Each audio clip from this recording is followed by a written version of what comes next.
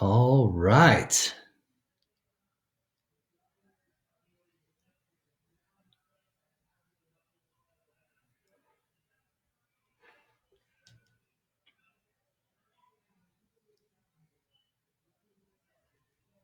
All right. Am I on? I think I'm on. Let me see here. I'm going to start. There we go. All right. On Instagram Live too. All right. So I think that this is working here. All right. I got people joining on Instagram Live. And this is my first time going on Facebook Live. So I'm doing both right now. And this is the Premier Collectibles live signing. So I, I think this is working on the Premier Collectibles side here.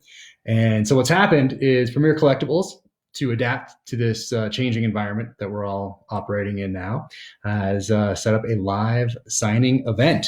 And people could go on and bam, I'm showing that to the Facebook crew and now to the Instagram crew here. And these are book plates that go on, that I send to Premier Collectibles, and they go into the books. So it's a way to get a signed book without doing an in-person book tour, which is not possible right now because of the conditions that we're all living in. So what part of this deal was, for people that are just joining on Instagram and for people on Facebook Live, through Premier Collectibles, there are some questions over here that, along with the book, people got to ask. So I'm going to roll through some of these questions from live signing. I have three things going on here, so this is kind of crazy. I think this is the hardest thing I've ever done in my life. Not true, not really. So here we go. Chuck from Oregon says, have you incorporated any UAV systems in your new book? So yes, but it doesn't play a major role in Savage Son. There's a scene in True Believer, the second novel, that is a lot more visceral and violent, that incorporates a UAV.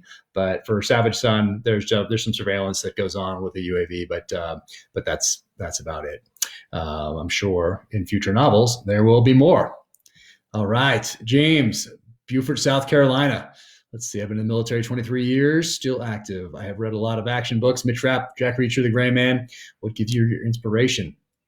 So I have wanted to do this since I was a little kid. I wanted to do two things. One was serve my country in uniform, specifically as a SEAL. And the other was to write fiction when I got out. Because growing up, particularly in the 80s, there wasn't a slew of information out there about SEALs. I mean, you couldn't just go online, obviously, and go down a rabbit hole for years on end and do a ton of research on SEALs, special operations, terrorism, whatever interested you. You had to go to the library back then. So my mom being a librarian, we spent a lot of time in libraries, independent bookstores, that sort of thing. And I always gravitated towards those books on military history, on warfare, on terrorism, on insurgencies, on counterinsurgencies. But there wasn't that much written. You couldn't find that much out there. So a lot of what I learned about the military came from the pages of fictional thrillers. And you can tell, if you look in the background, like Instagram, people can see it. I have a fairly robust library. These bookshelves go back. The bookshelves go back like three deep.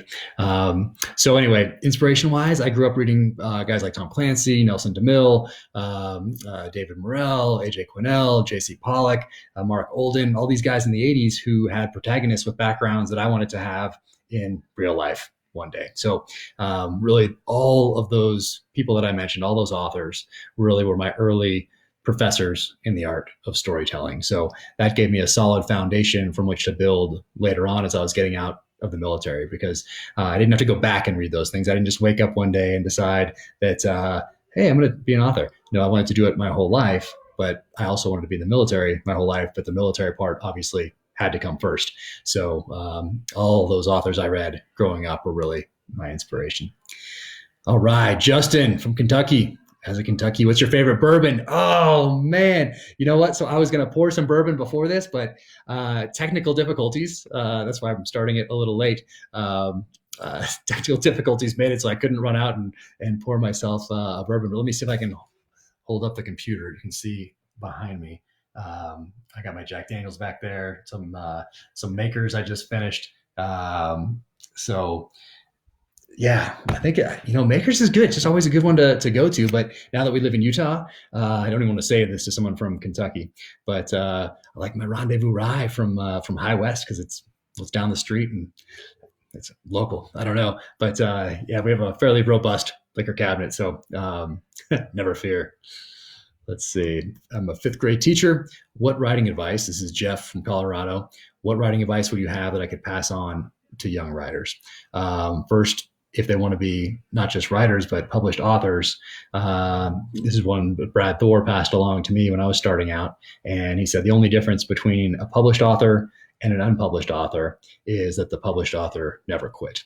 And that really spoke to me because of Bud's SEAL training and how easy it is to quit, how easy it is to all of a sudden get warm. But that's why only 20% of people make it through the training.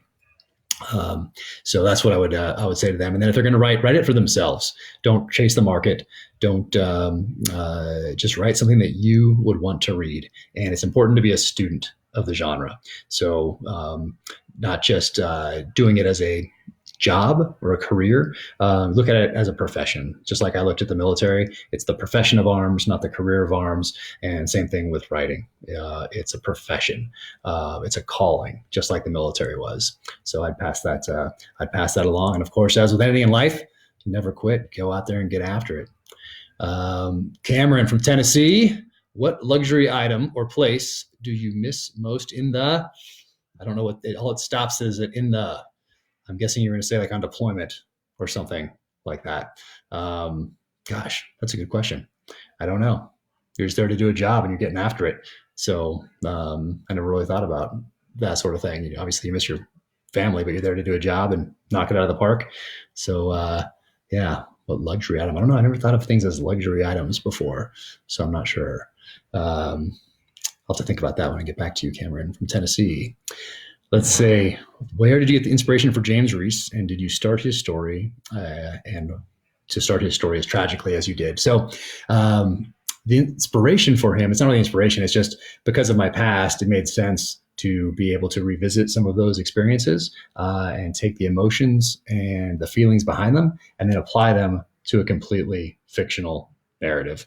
So it helped that I was a prior enlisted SEAL sniper, helped that I became an officer at some point, and helped that when the reader meets James Reese in the first novel in the terminal list, he's at that point in his time in uniform when he's decided to get out and take care of his family, which is where I was when I started writing the novel. And I had to start it as tragically as I did because I had to take everything away from him. I remember growing up, there's so many movies and books about revenge, and I naturally gravitated towards those growing up for whatever reason. And that's why I wanted to start this series with something that was so hard hitting, so visceral out of the gate. But I had to take everything from him because in those movies that I watched as a kid, I remember that voiceover always said he had nothing left to lose. And I always thought that, he always has something left to lose. He could die. So I had to take that from him. I had to take everything from him, his team, his family, and I had to have him think he was dead because in Bushido tradition, samurai would go into battle thinking they were already dead because they thought that made them more effective and efficient warriors. And I wanted to apply that to a modern day warrior. So I had to take everything from him so that he'd be able to do the things that he does in that novel. All right. William from Vermont. Can I assume James Reese wears an Aries dive watch like that one? That is a great question because I love my Aries dive watch, but no, he wears a Resco because Resco was started by Robert Smith, a SEAL, and that's the one that James Reese wears. So I have I think 3 or 4 of those, but I am loving my Aries dive watch, so I am pretty sure that it's going to wind up in the pages of the next novel. This is designed by a guy who has an amazing background. Go check it out. Works at this time at another government agency, but yeah, check it out. Aries dive watch. I love it. What's your writing process like?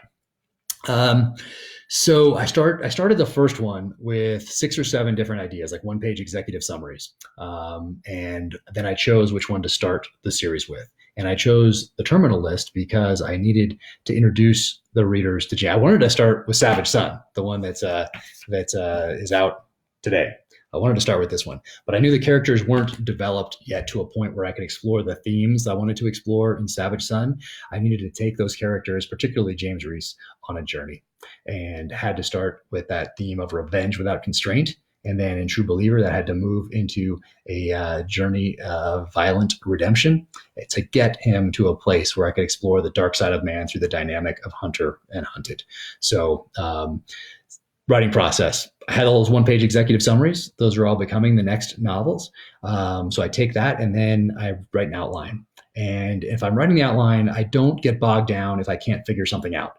So if I get to a point in that outline and think, oh, how's the reader going to believe this? Or I don't know how he's going to get out of this or something like that, I don't let that stop me. I just keep going. I go through that wall or around it because I know that over the next 6 months, 8 months, a year, I'll figure it out. It's a lot like problem solving and aggressive problem solving on the battlefield. But if I screw it up, people don't die. And I have time, which oftentimes I don't have on the battlefield. So I look at it as aggressive problem solving, but one that I can think on for a little bit and I can percolate, or I can just bypass entirely and come back to it later. So I get that outline as good as I can get it. And then I start writing. And for the first 3 and now 4, I fill in the outline as I solve those problems. So I get it to a point about until I get it to about the 75% mark being done with the novel, and then I discard the outline completely because it's become not efficient to do that anymore. So that's how it's been thus far. Then I send it out to some trusted agents to take a look at, give me a little feedback. Then I incorporate some of their advice, or maybe not, and then I send it off to my editor, Emily Bessler, in New York at Emily Bessler Books. Which is an imprint of Atria, which is an imprint of Simon & Schuster. All right, next question. How are you holding up during the quarantine? So all good. We live in Park City, Utah. We left Coronado, California when I got out of the military and wanted to raise our kids in a ski town. So here we are up in the mountains. And my wife tells me that not much has changed for me. As an author, I am oftentimes at home writing. Oftentimes I try to find a place to disappear. But being quarantined, it's changed in that the kids are here helping with book 4 and helping launch this 3rd novel. So we are holding up during quarantine. We feel so fortunate. Our job during this time is to hunker down, to not leave the house, to keep everybody else safe. So there are people out there that can't do that. We have our medical professionals, our doctors, our nurses, our EMTs, firefighters, police. They have to be out there and they have to be interacting with people that have COVID-19. So to support them, all the proceeds from my website, which officialjackcarr.com, and there's a little gear thing that you can click on that takes you to Jack Carr USA, and 100% of those proceeds go to the Center for Disaster Philanthropy COVID-19 Response Fund. So it's just it's a little thing that I can do to help when my job is really to stay home, take care of my family, adapt to a book launch, and try to do a little good along the way. So 100% of those profits go to COVID-19 Response Fund. Otherwise we're right outside this door, and they might come busting in here during this live signing, is the rest of the family. It's like the doors close, and it's like a magnet. It's how it works. All right, next one here. This book is receiving rave reviews. What prompted you to write this series? Will that have an impact on future publications? So I've wanted to write this since I was a little kid, and the inspiration for this novel, the foundation, is really The Most Dangerous Game by Richard Connell, which is a 1924 short story that was first published in Collier's Weekly. And we read it in 6th grade as part of school, and my daughter read it recently too, so they're still teaching it in schools. And I knew that one day I would write a thriller that paid tribute to that short story. So there's that. And then I discovered David Morrell's First Blood, The Last of the Breed. For those of you that are familiar with those novels, you'll see their influence in the pages of Savage Son. And as I was in the middle of Savage Son, I discovered Jeffrey Household, who wrote a book called Rogue Mail in 1939. And I knew where I was going with the story. I was all dialed in, but really reading Rogue Mail, and I started in about an hour. I ordered it right away as soon as I found out about it. And it really kind of solidified some of the things I was going to need to explore near the end of the novel. And if you've read it, if you read both of them, you will definitely see the fingerprints of Jeffrey Household on Savage Son, particularly as we get near the end. Um, let's see. And will that have a future on? Will that have an impact on future publications? I hope. I don't know. Hope in a good way. I don't know. Um, let's see. You're my favorite author. Who's yours? And do you have any advice for getting a first novel published? Um, so you're my favorite. So my favorite book is Once an Eagle by Anton Meyer. It's right over here for people on Instagram Live. You can see it on the shelf right there.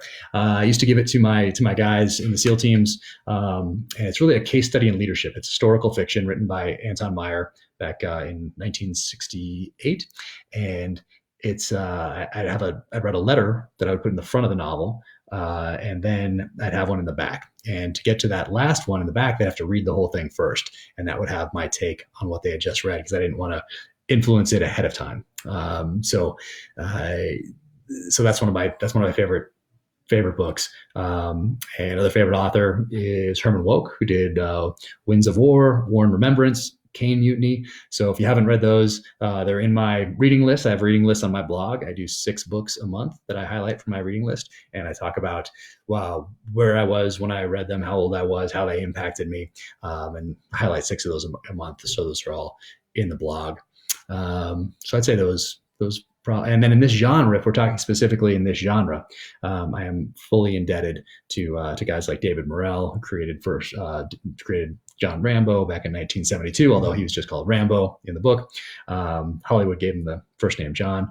Wrote a great novel called Brotherhood of the Rose in the early 80s. And then a second one in the trilogy is called Fraternity of the Stone, and then The League of Night and Fog, where he really took the best traditions of UK spy fiction and US spy fiction and combined them to really move the genre forward. So I'm indebted to him for really solidifying my path that was to lead me into the SEAL teams and into publishing.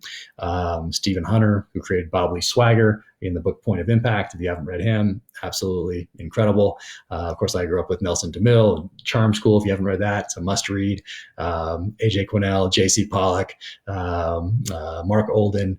And then later, when I got into the 90s and into the late 90s, I discovered Daniel Silva, of course, Vince Flynn, Brad Thor, Mark Graney today, who's knocking it out of the park and is a dear friend.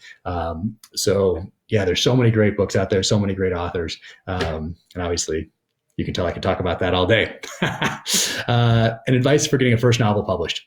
So my way was a little bit unorthodox.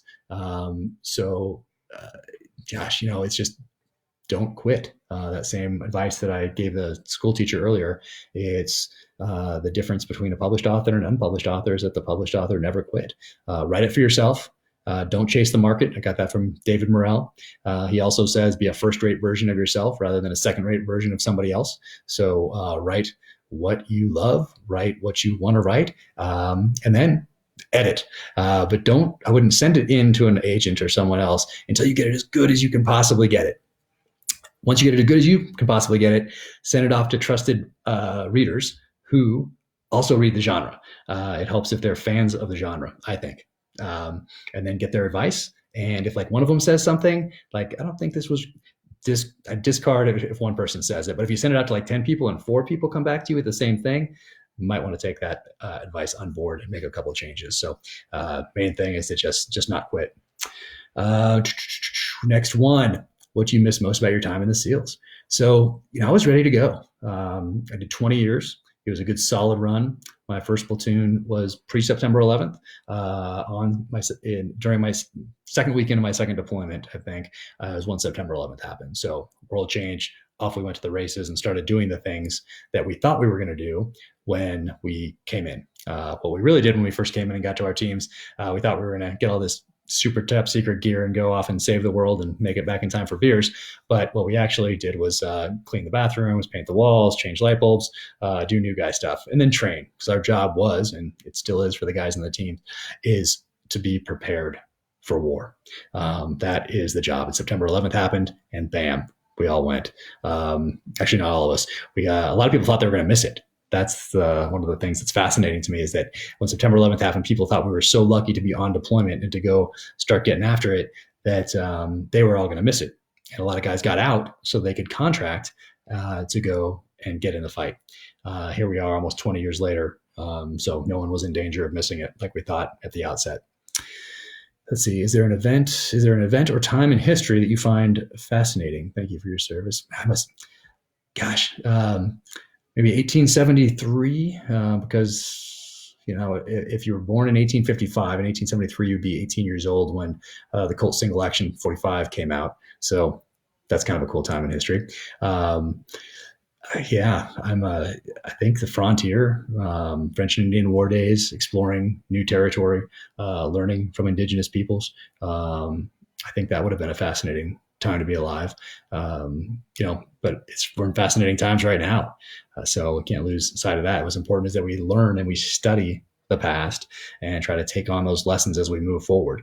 Just like we do in the military, we don't want to relearn those lessons in blood. And that's our responsibility to the guys who didn't make it home, or the guys that lost arms and legs and dealing with the emotional and physical trauma of the battlefield, is to apply those lessons going forward so that other people don't have to relearn those specific lessons. That's what are Saturdays for? I don't know who you are. I can't see the names anymore on the side. Otherwise I'd be saying Saturdays are for the boys. Love it. All right. How do you overcome hardship? You get back up and you keep moving forward. That is what life is all about. Because you're going to get knocked down. You're going to face adversity. And I think that's part of the reason why the novels are resonating with people, because the protagonist of my novels is on a journey, and he's going to be tested. He's going to learn things along the way. He's going to emerge transformed, but he's going to get knocked down, just like we all do in life. And once we get knocked down, we get back up and we keep moving forward. And that's the best example we can be for our children. But that's it. That is life right there. So that's how you overcome it. You get back up and you keep charging forward. All right. Next question here. How are you adjusting to life under quarantine? I kind of answered that earlier. Does it help or hinder your writing process? Well, it's weird because I'm in launch mode right now. And because the book came out today, April 14th, Savage Son. But in the weeks leading up to this, obviously with COVID-19, things were changing. Things were changing for all small businesses. And mine is no different. So I had to start adapting to this changing environment. And that's why being prepared ahead of time for things like this is so important, because it allows you to focus bandwidth where you need to. Meaning, if you're not scrambling and trying to figure out where your next meal is coming from, where your kid's next meal is coming from, do you have enough water? Do you have a filtration system? Does everyone know how to use a fire extinguisher in the house? Have you been financially responsible, and have you put money away for a month, 2 months, 3 months, or not at all? What are those things that you did ahead of time to allow you a level of preparedness that let you then focus your energies and efforts on adapting to a changing environment? So luckily, I've been a student, I guess, a student of being prepared. I was born with that, and we had those basics covered. You want to have those basics covered so that you can adapt to whatever it is, whether it's this pandemic, terrorist event, whether it's civil unrest, whether it's a natural disaster, or 1, 2, or 3 of those. So does quarantine help or hinder your writing process? Well, we have 3 children that are just outside these doors. So that part, I would say, I'm going to whisper in case they're listening, that part hinders. But this week is all about launching the book and doing interviews and doing all that sort of thing. And for me, the interviews and social media and all the rest of it is a time for me to thank everyone, because somebody taking a risk on an unknown and telling a friend about it is why these books have been so successful. So, so I really look forward to saying thank you to everybody. And now that I can't do that in person on the road during a book tour, I do it on social media, and I do it here because I'm just so thankful that people have really connected with the novels and have told friends about them, because it allows me to write. And I sincerely appreciate that. Next question. Any thoughts on starting a podcast? Yes. So my podcast was supposed to launch in January. So a little behind schedule. That's just how it goes. So I have 12 episodes recorded. And at some point, We'll start getting those out there, and I'll drop one a week is the goal. So that's coming up. We're doing more podcast interviews. Yeah, I do a lot of podcasts. Let's see. Next one. Do you hide any secrets in your book that only a few people can catch? That's a great question. If so, please direct me towards one of them. If not, another question. What did you edit out of this particular book? These are great questions. So yes, I do put quite a few things in the books that only a few people will catch. And sometimes I think my editor is going to take them out or make me take them out. But most all of them make it through. And they're kind of their secrets, and they're for those people that they're in there for. So, but for everybody, well, I shouldn't say everybody. For people that grew up in the '80s, I do like to leave little bits of '80s trivia here and there. There's Magnum trivia in each book. So if you're a fan of Magnum PI from the '80s, not the new one, but the original, you'll probably catch them. So I do leave some things in there. Let's see. What do you edit out of this particular book? Man, not too many edits in this book. Not too many edits. This is one that I was on my year-long. So for the first book, you have as long as you want because you don't have a publishing contract. In fiction, you have to have a complete manuscript before you submit it. In nonfiction, you can sell an idea, you can sell a chapter, you can sell an outline, but fiction, you have to sell the whole thing. So you have to get it to a point where it's as good as it can possibly be. And maybe that takes you 6 months, maybe it takes you a year, maybe it takes you 2 years, maybe it takes you 5 years. Point being, you have as much time as you want. And I started writing the second one before I even submitted the first one because I knew the story of John Grisham and how he couldn't give his first book away. It was called A Time to Kill. And I think it's arguably his best work. But he couldn't give that one away. But once again, he didn't quit. He wrote a second book called The Firm. And that's the one that takes off. And Tom Cruise is in the movie. And anyway, now we get a John Grisham novel every year. But had he stopped with that first one, we wouldn't, and he'd probably still be practicing law. So I had that in my head. So I started the second one before I submitted the first. So I had a long time with the second one as well. This third one is the first one where I was on the 1 a year deadline. So it's, you kind of think, wow, what if I had more time with it? What if I had another year with it? How much better would it be by a degree, or what would have changed? And I don't know, because it's a full-on sprint now. But not much came out of this one.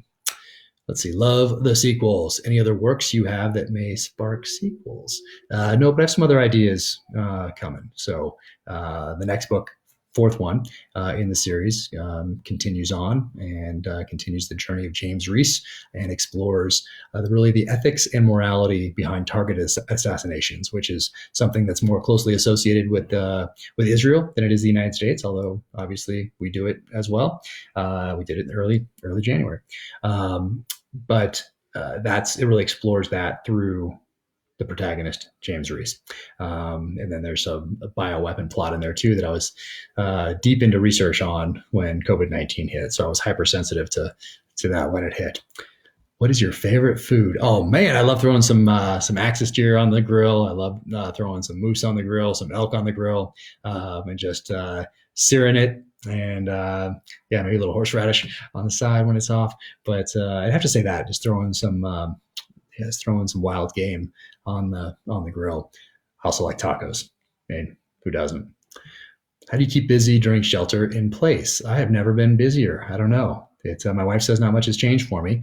I am writing. I'm here, knocking it out, juggling the kids, doing the best we can like everybody else. So I'm also feeling very fortunate because a lot of people are suffering right now, and that's always we're always thinking about that and sending good thoughts their way. So we'll continue to do that.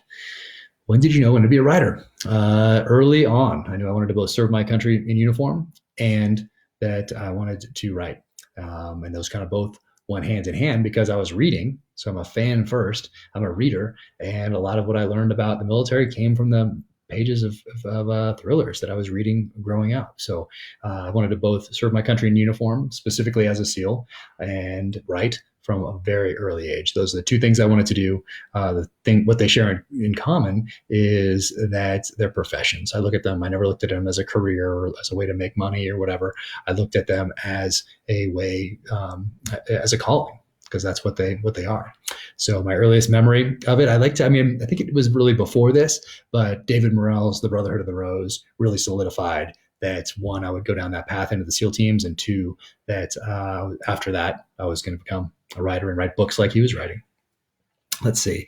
When is your pandemic book coming out? I think next April. I think. Let's see. Brian Hackworth. Let's see. I like that you describe all the weapons and equipment in your book. Are these things that you personally own or have used? Most of them, not all of them, but most everything in the book, especially that the protagonist uses, that James Reese uses, those are things that I either have or have used. Not everything, but most of them.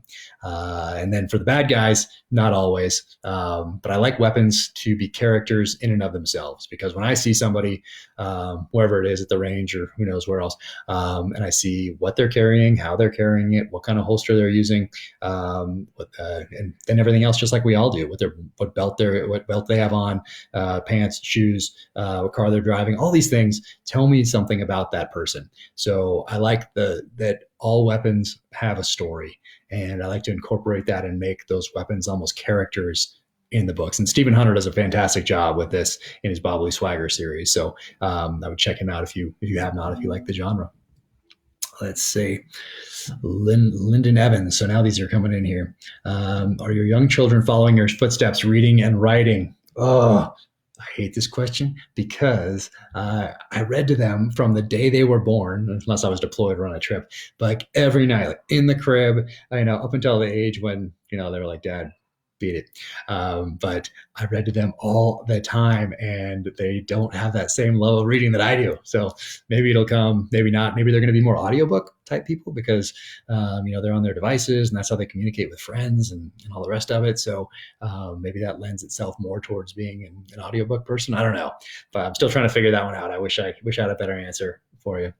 Mike, what's up, buddy? Oh man, what's on the Traeger tonight? That is a good question. I have been in here all day doing interviews, AM radio all across the country, podcasts, social media posts, responding. So I have been in here, so I have no idea what's coming up for dinner tonight. Actually, I think that's not true. I think I caught that we might be having tacos out there. So Traeger's getting a rest tonight. It was a big day. John, will there be an update on Audible books for the new unclassified information? I really want to know what is redacted. So what he means is on True Believer here, in the paperback version, right there, I won 37 of the 54 redactions from the hardback, which is back there somewhere. Yeah, right there. Won those on appeal. So they're unredacted in here. And I think they are... I think they're doing it to the audiobook. I think they're doing the audio magic, but I'm not sure. I need to check back on that. It was supposed to happen on the ebook. So it's supposed to happen when this came out. It was supposed to update your ebook when you did a update. So I don't know. I'm sorry. I don't have a better answer for you than that. But Ray Porter does the audiobook, and it was for the first novel. It was up for audiobook of the year, and we got to go out to New York and hang out. And Ray Porter is just an amazing guy. So if you're an audiobook person, I didn't realize that they brought their own fan base with them, which was amazing. And he's just such a great person. Let's see. Gabriel Robinson. Thoughts on the circle, the cliche of SEALs becoming authors? Well, I make fun of it in my book. There's a couple lines in, I think in all the books, but for sure in Savage Son, because that's most fresh in my mind, where I throw a line in there talking about that. So let me know if you like that line when you get to it in Savage Son. But I think not just SEALs becoming authors, but military people in general writing. There's a history of that, a precedent for that, not just in this country, but worldwide. Grant has his memoirs. And I think it's important for kids these days, particularly in that junior high age group, where they are starting to read things like their parents are, starting to read adult books, for them to have heroes, for them to have people to look up to. And, not that there's anything wrong with, reading a biography of the Kardashians or something, but to read, let's say a Medal of Honor recipient's book about his experience, like one of those. And the Jocko's podcast, he interviews some amazing people on there. But each one, in most of the SEAL books or military books in general that I've read, they talk about sacrifice. They talk about selflessness. They talk about doing the job for the person to your right and left, loyalty. So I think they discuss important subjects, especially for people that are looking for role models in that age group where they can be very impactful. So I think it's important to read them as that person's perspective. And that's all it is. So I wouldn't look to look into it too much other than that. It's that person's perspective, that person's first person's perspective on maybe a mission or an entire career in the military or whatever it is. But I think they can be valuable. John Joseph, are you allowed to say how far along you are on book 4? Yes, I'm in the middle of it. So I'm having a little break right now to do all the media for Savage Son. And it took a little while. It took a lot of energy to try to figure out how to adapt to this changing environment with COVID-19, to not do a book tour. So that took a lot of energy and effort. But as soon as this week is over, I am diving back in to book 4. And I will probably have to go somewhere other than this office, which probably means the guest room, and lock myself in there to hide out and dive back in. So I'm in the middle of it right now.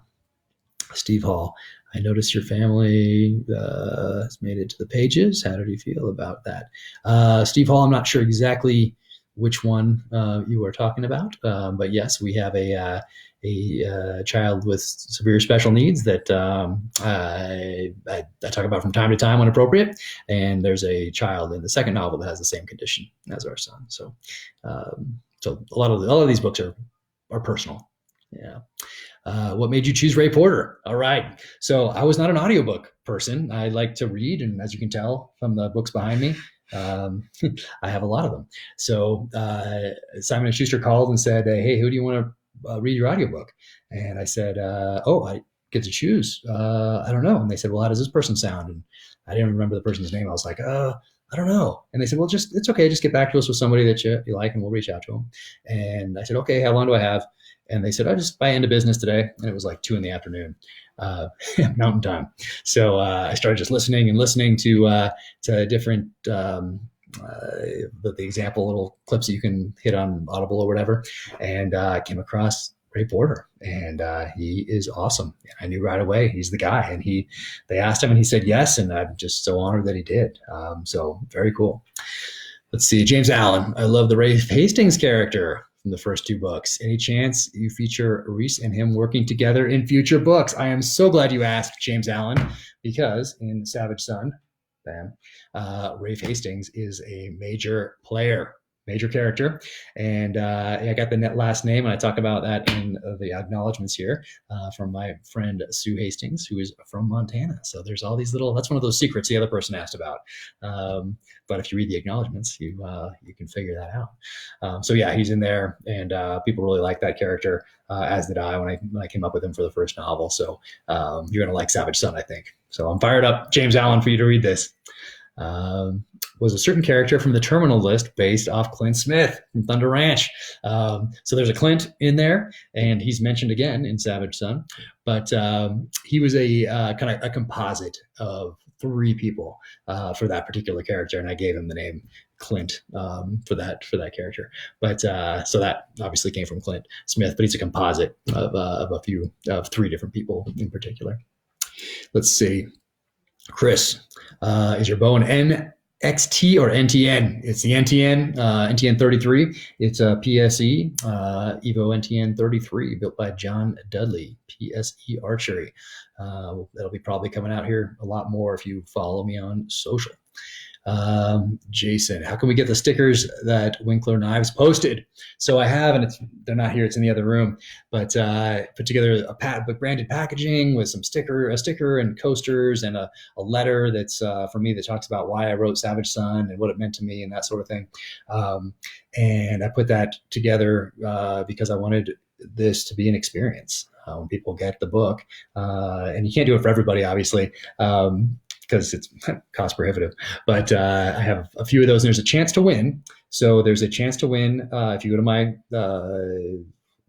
Instagram, Jack Carr USA. There's 5 or 6 different missions to the people can enter and do some cool stuff and win some amazing prizes. You can win pistols. You can win all sorts of Black Rifle coffee, bags. You can win. You can go and train with Clint Smith at Thunder Ranch. So, and it's all paid for. All you have to do is get there. Ammo is paid for. Lodging is paid for. The course is paid for.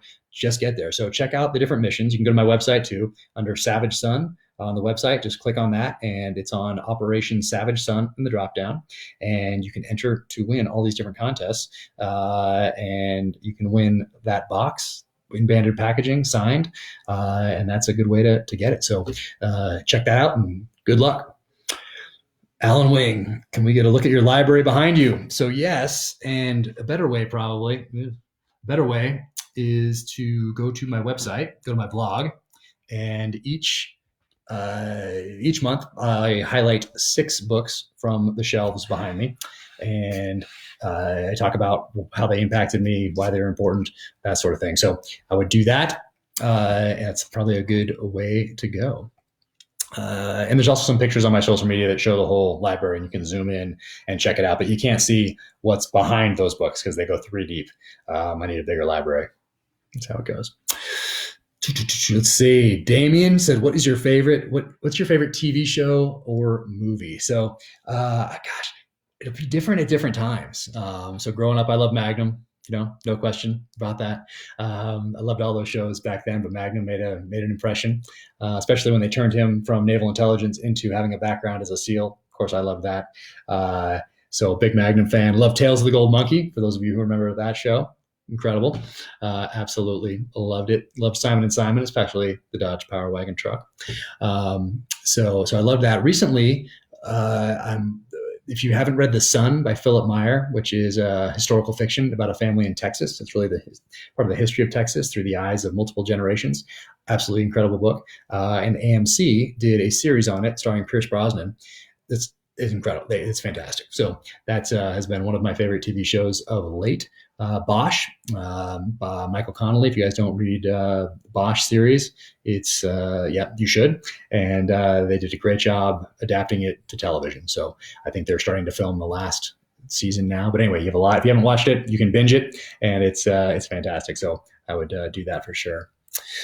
Let's see. Stephen Hummer, love the dedication to Brad Thor. How has he helped you with the books? So Brad is the reason that I'm doing what I'm doing today. He cracked the door open to New York Publishing for me. And he did that because as I was writing, I was about 4 months into the first book, and a friend called me and said, hey, I heard you're writing a book. I said, yeah, I'm in the middle of it. And he said, hey, well, do you want to talk to Brad Thor? He's an author. I'm like, yeah, I know. And I like, well, he'll talk to me, really? And my friend's like, yeah, I sat next to him at a fundraiser and helped him with a couple SEAL questions in one of his books, and let me set it up. So he set it up, and Brad was amazing. It was like a job interview though. He wanted to make sure, I think, that I was writing for the right reasons. And of course, I just told him what I've just talked about to everybody here now, about growing up with a mom who's a librarian and all the guys I read growing up and how I always wanted to do this. And of course, could spout off all those authors and all those books that I read growing up from the early 80s up until today. And he said, okay, your friend told me a couple of things that you did in the SEAL teams, and it's a thank you for that. If you write a book, I will let my publisher know it's coming. I can't guarantee they'll open the package, they'll read one word, or definitely can't guarantee they'll like it, but I can do that for you. And I was like, wow, that's all I need. And he said, when's it going to be done? And I said, 1 year from today. And he said, okay, don't call me between now and then. I won't give you any advice. I won't read any chapters for you. And I said, all right. So I marked it on my calendar, called him a year later. He picked up. I said, it's done. And this was what was so cool, is that he said, is it done? Is it done, or is it the best you can possibly make it? And I said, well, it's done, but I could probably do a little editing. And he said, all right, call me back when it's as good as you can possibly make it. And so I spent another 4 months with it, and then called him back and said, it's as good as I can get it. And he said, okay, I'm letting New York know it's coming. So he asked his editor to take a look, and she did, and she loved it. And next thing you know, we're off to the races. So I will forever be indebted to Brad Thor for that. I'll never forget it. And it means the world to me. All right, that is the end of the Ready to Answer Premier Collectibles, which is this book plate here that I'm signing. Instagram, there it is. And so those are going in Savage Sun, and you can order those through Premier Collectibles. So premiercollectibles.com/Savage Sun. So do that and get a signed copy and let me know what you think. Leaving reviews are great. I sincerely appreciate it, but mostly I appreciate you taking a risk on me, particularly the people that have been with me from the beginning that picked up the terminal list, told a friend, who in turn picked it up, told a friend. This is all a grassroots effort. I didn't come from politics or sports or have a social media platform. I had zero. I had no Facebook. I had no Instagram. I had no Twitter. I never wanted any of those things in the military. And then when I got out, this is my storefront. It's where I get to thank everybody for taking a risk on me and for allowing me to do what I love, which is right. So thank you so much. And I think that is it. All right. So thank you everybody for tuning in. We'll do some more Instagram lives at some point over the coming weeks. And to everybody that joined on Facebook and with Premier Collectibles, thank you so much. And we'll hopefully do this again soon. Take care. Stay safe. Take care of your families. And take some notes. Take some notes on things that maybe you could have done better as an individual or as a family as we moved into the last couple of weeks and as we move forward here, and then take action on those so we're all more prepared going forward and we're a stronger citizenry. All right, I'll close it out with that. You guys take care. Thank you so much. And I'm going to see if I can figure out how to turn this off. All right. Thanks, everybody. Take care.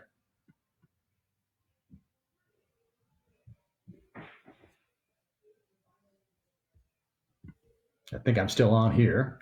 This is always the best part when someone tries to figure out how to turn these off.